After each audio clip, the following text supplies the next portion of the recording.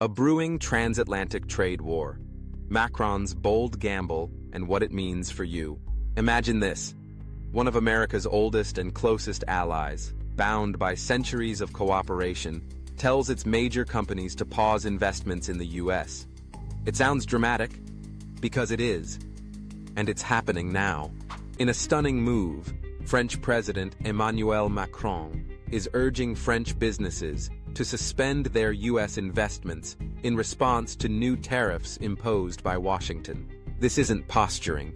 It's a signal that tensions between the United States and Europe are reaching a breaking point, with real consequences for global markets, multinational businesses, and consumers everywhere.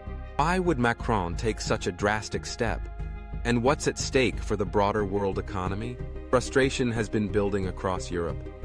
Many leaders feel that Washington's trade policies, especially the Inflation Reduction Act, and now a new wave of tariffs, are increasingly protectionist, unfair, and damaging to allies. European Commission President Ursula von der Leyen has already warned that all options are on the table.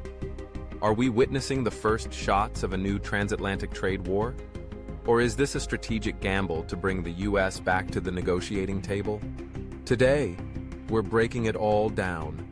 Macron's bold strategy, the U.S. rationale, Europe's brewing retaliation, and what it could mean for your wallet, your business, and the global economy. Let's dive in. Macron's bold move, hitting pause on U.S. investments. In a series of fiery statements, President Macron made his position crystal clear. French companies should suspend new investments in America until Washington changes course. Think about industries like French wine, cosmetics, aerospace, agriculture, sectors critical not just to France's economy, but to its national identity. Macron argues that investing in the U.S. while under tariff attack sends the wrong message. It signals weakness instead of strength. France's economy minister, Bruno Le Maire, reinforced the call, urging businesses to act patriotically and show solidarity. Announcing a new U.S. factory right now, he said, would be playing into Washington's hands. This isn't just symbolism. It's a calculated effort to apply economic pressure, to turn financial decisions into political leverage. And Macron isn't alone. Germany, Italy, and Spain are actively discussing coordinated strategies, signaling a broader European front forming behind France's hardline stance. The stakes? Potentially a reshaping of the world's most important economic alliance. More than just tariffs. Long-simmering European anger. The anger isn't new. It's just boiling over. At the center of the dispute lies the Inflation Reduction Act, a sweeping U.S. law intended to accelerate green energy investment and strengthen domestic manufacturing. While its goals sound good, fighting climate change, creating American jobs, the way it's structured has enraged Europe. Huge tax credits for electric vehicles and renewable energy projects are available only if production happens inside North America. In Europe's view, that's protectionism wrapped in green policy. The effect? European companies face a tough choice: lose competitiveness at home or move production and jobs to the United States. From Paris to Berlin to Brussels, leaders see this not as cooperation, but as betrayal. It's a breach of trust and a direct threat to Europe's future economic strength. Industries from automotive to clean energy, aerospace to agriculture stand directly in the line of fire. Volkswagen, Renault, Airbus, even France's prized agricultural exports, all could suffer under these distorted market conditions. The fear isn't just about today's tariffs. It's about a future where Europe becomes economically weaker, more dependent, and less innovative, while America reindustrializes at Europe's expense. For European leaders, the message is clear. If they don't push back now, they risk losing much more than a few trade deals. They risk losing the economic future itself. America's perspective, prioritizing domestic revival. From Washington's side, the logic looks very different. Reviving domestic manufacturing has been a bipartisan goal for years, and Biden's administration has turbocharged it through the Inflation Reduction Act and strategic tariffs. Philosophy is simple: protect American workers, bring supply chains home, reduce reliance on foreign rivals, especially China. Trade deficits have long irritated U.S. policymakers. Europe benefits from relatively open American markets while maintaining various protections of its own. From this perspective, the new tariffs and domestic subsidies aren't unfair. They're overdue. Officials argue that if Europe or other allies want access to U.S. markets, they need to reciprocate. Meanwhile, green subsidies are framed as necessary to achieve America's climate goals while creating strong, secure jobs. Critically, U.S. leaders separate economics from security.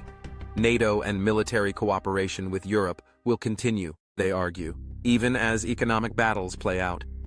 In short, friendship is valued, but American economic security comes first. From Washington's view, the current tension is regrettable, but it's not negotiable. The EU strikes back.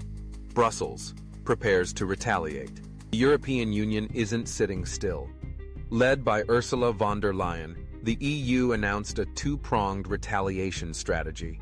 First, existing countermeasures suspended during the Trump era are being reactivated. As of April 15th, tariffs return on key American goods, bourbon, textiles, motorcycles, certain metals, totaling around 8 billion euros. Second, the EU unveiled plans for new tariffs targeting another 18 billion euros of U.S. exports.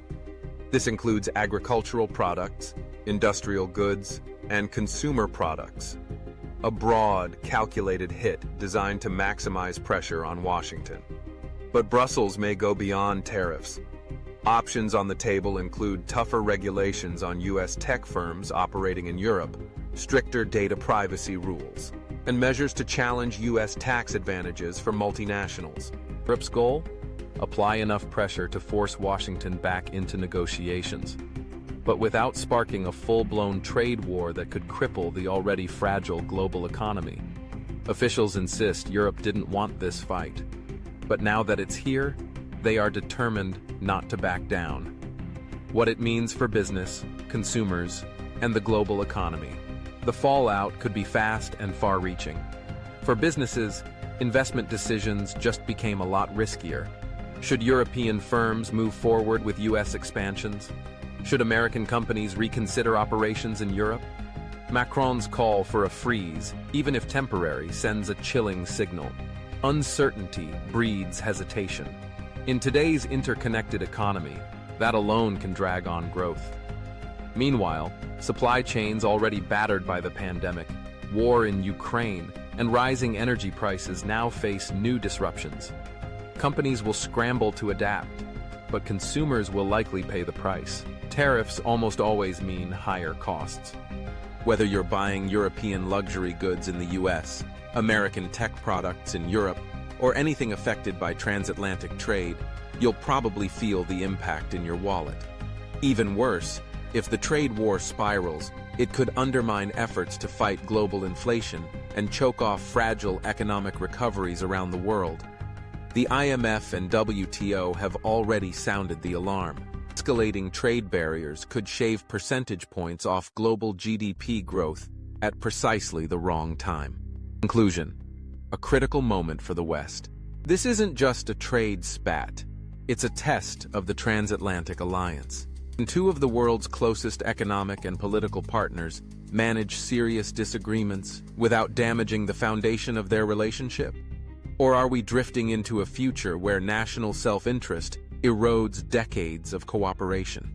President Macron's gamble, calling for an investment freeze, is risky.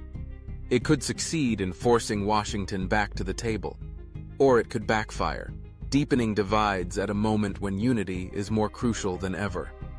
One thing is certain: the decisions made in Paris, Brussels, and Washington over the coming weeks will shape the economic landscape for years to come.